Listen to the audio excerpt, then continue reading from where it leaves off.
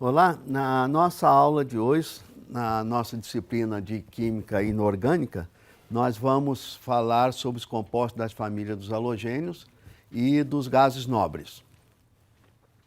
Os halogênios, para lembrar, são os elementos que estão aqui distribuídos no grupo 17 e a configuração eletrônica deles é do tipo NS2 e NP5. Lembrando que eles são bastante eletronegativos e que o grupo dos halogênios, nele está o flúor, que é o elemento mais eletronegativo da tabela periódica. Esses elementos são muito reativos e, por isso, não são encontrados livres na natureza. E se falando de compostos dos halogênios, nós podemos aqui citar a obtenção do tetracloreto de titânio, que nós podemos obter esse composto a partir do óxido de titânio, onde o estado de oxidação do titânio é 4. Esse óxido de titânio vai reagir com enxofre, com carbono que está no meio reacional, e isso vai formar o dióxido de carbono e deixando livre o titânio com carga 4+, para reagir com o cloro. Para essa reação ocorrer, nós precisamos da presença de temperatura.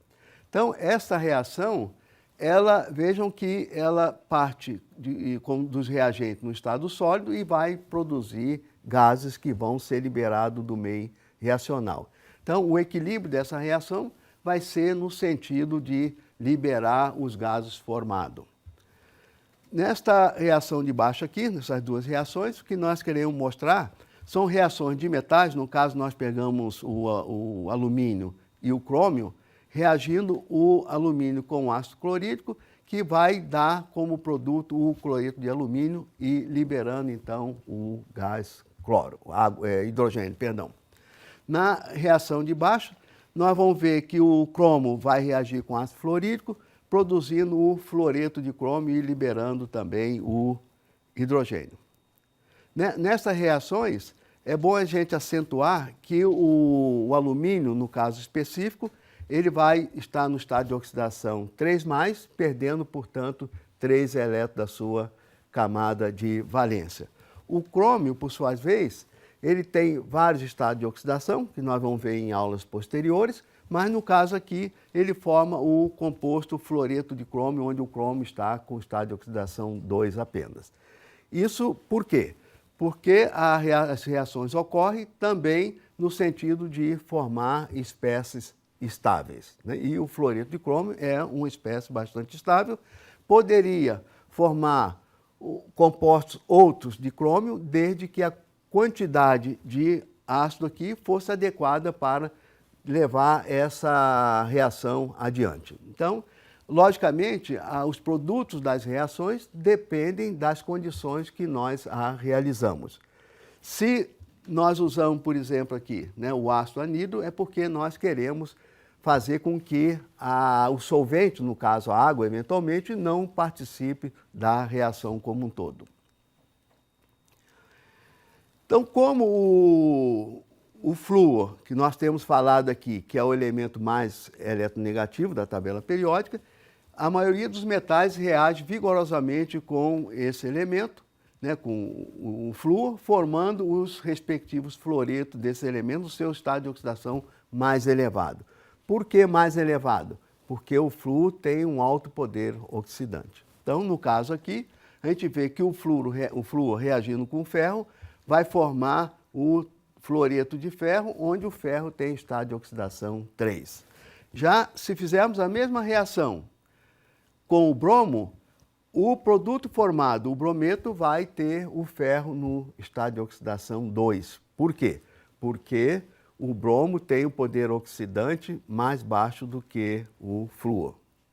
Então, o produto aqui formado vai depender do potencial de oxidação que pode ter o halogênio. Então, isso também é importante a gente ver como nós vamos programar uma determinada reação para ver, por exemplo, qual o estado de oxidação que nós queremos ter o metal.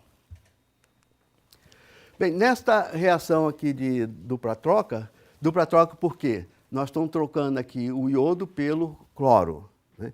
Então, nós vamos ver que promovendo essa reação, né, em meio de acetona, acetona é necessário, por exemplo, para poder dissolver esses reagentes, por isso que ela foi escolhida como solvente.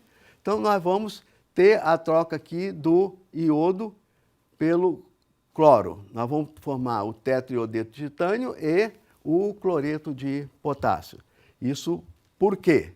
Essa reação ocorre porque o tetracloreto de titânio ele tem um ponto de fusão bastante baixo e vai formar um produto que é o iodeto de titânio, que tem a sua temperatura de fusão da ordem de 150 graus Celsius. Ou seja, essa reação vai ocorrer porque nós vamos ter como produto da reação um composto que termodinamicamente é mais estável do que o reagente. Então, é por isso que as reações ocorrem, para formar produtos mais estáveis. Nessa reação aqui de baixo, onde nós pegamos o cloreto de fósforo e o fluoreto de antimônio, vai ter também uma reação de troca, que é uma dupla troca, onde nós vamos obter como produto o fluoreto de fósforo e o cloreto de antimônio. Aqui nós devemos nos reportar à teoria que nós já falamos aqui em sala de aula, né, sobre ácido duro e mole.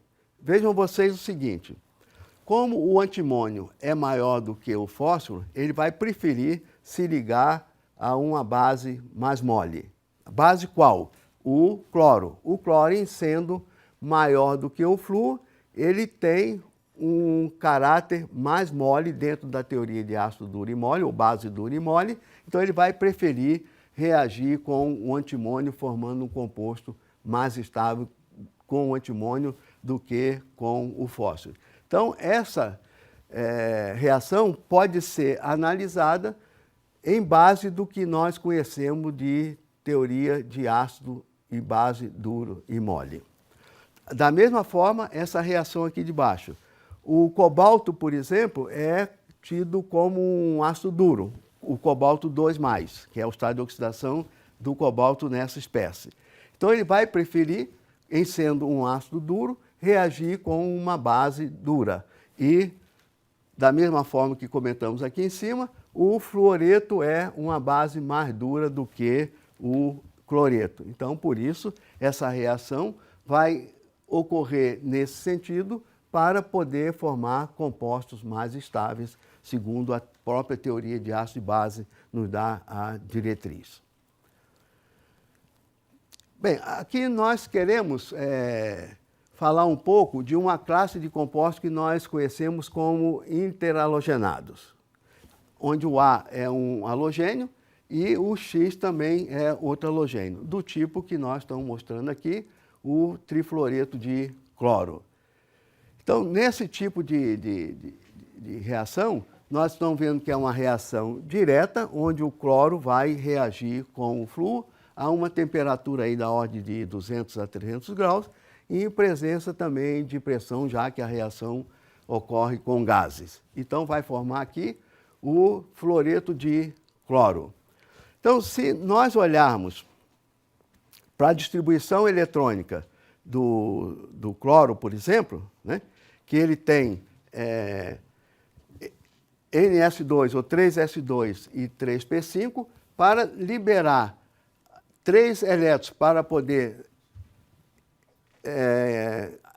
interagir com os elétrons do flúor, nós vamos ter essa distribuição eletrônica aqui no estado excitado, onde cada elétron emparelhado do flúor vai emparelhar com um desses elétrons do cloro. Então, aqui nós temos uma outra teoria que nos auxilia para ver qual o tipo de estrutura aqui vai ser o mais provável de ser formado.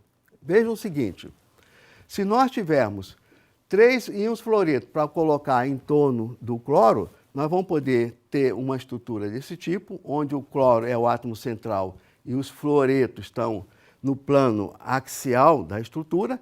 Esses 2 pares de elétrons que nós estamos vendo aqui são esses 2 aqui que não estão ligados, ou pode ser uma estrutura desse tipo, onde o cloro continua no átomo central, como átomo central sempre, em qualquer uma dessas três estruturas, mas os fluoretos aqui estão em uma das faces, né, desse triângulo que nós colocamos aqui.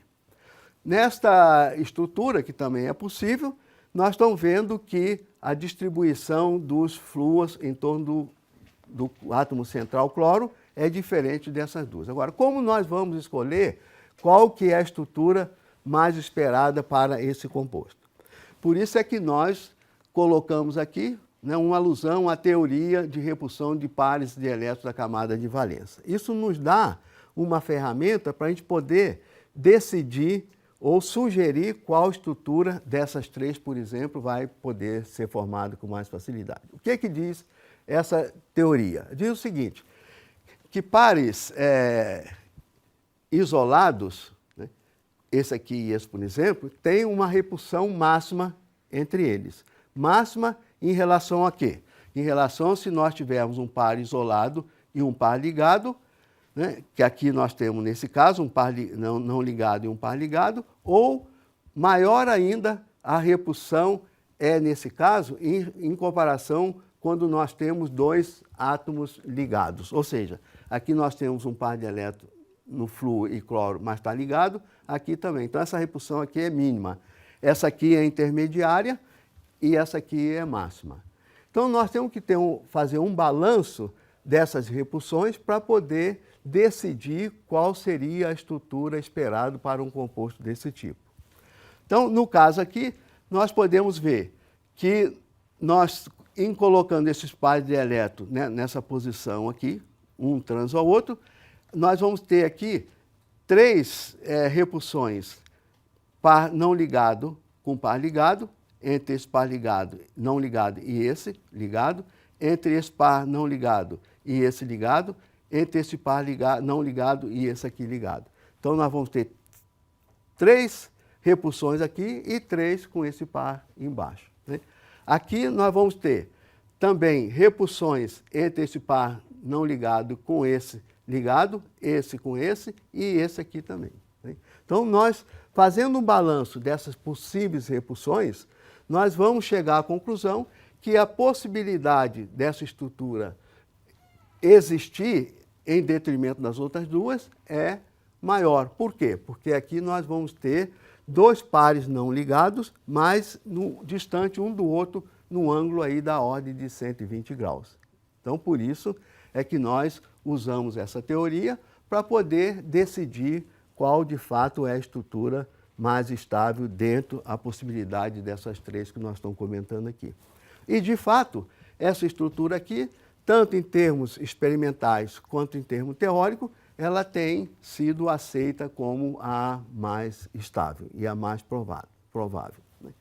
Então, obviamente, nós temos sempre que lembrar, né, das teorias que nós aprendemos dentro de qualquer ciência, e aqui no caso específico da química inorgânica, para poder avaliar um tipo de composto formado, qual a estabilidade de uma possibilidade ou de outra, para poder, assim, sugerir uma expectativa de uma reação. Então, isso é uma teoria também bastante importante que nós estudamos dentro da química inorgânica. Aqui nós temos um composto interhalogenado entre o cloro e o iodo. Isso é uma reação bastante simples, sabendo-se que o iodo tem um elétron na sua camada de valência desemparelhado e ele vai emparelhar com o outro elétron desemparelhado, no caso aqui do cloro.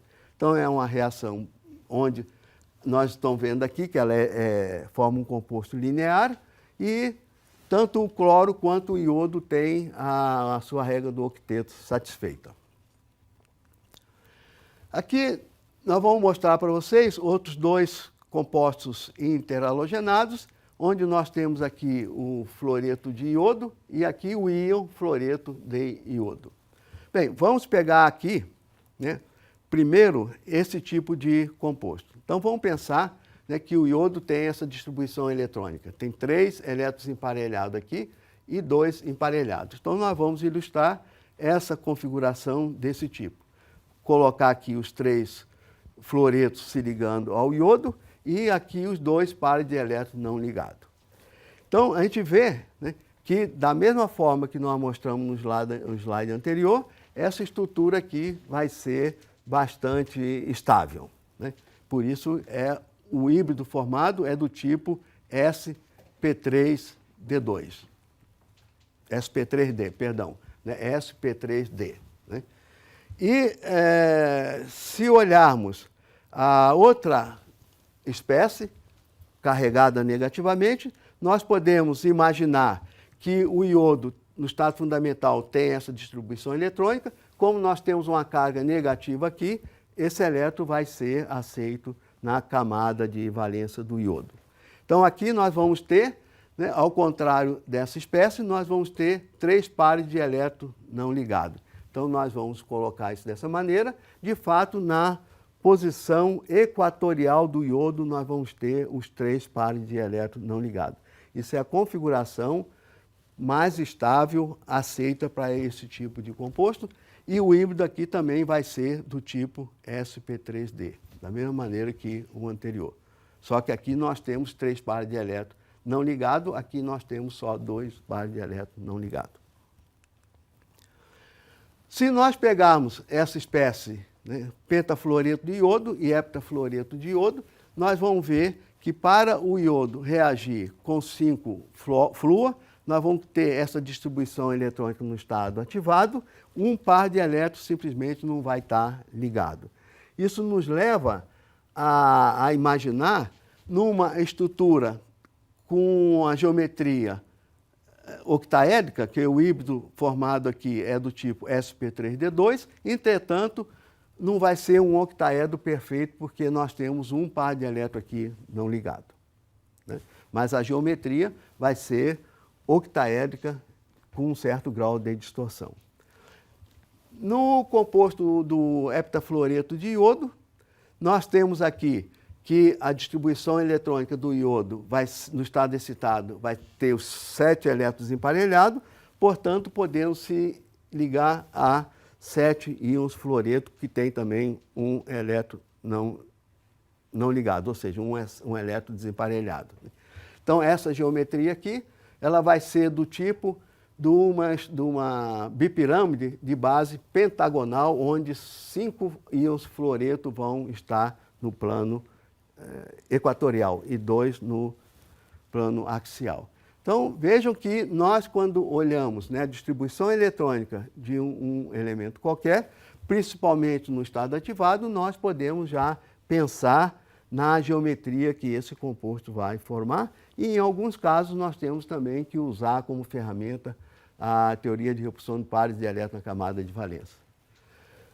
Aqui também, né, outros tipos de estrutura, né? Nós estamos aqui usando agora o xenônio, que ele vai também formar o mesmo tipo de estrutura, onde ele vai ter, aqui no caso, né, 2 íons fluoreto, né, em posição linear, e os 3 pares de elétrons não ligados na posição equatorial.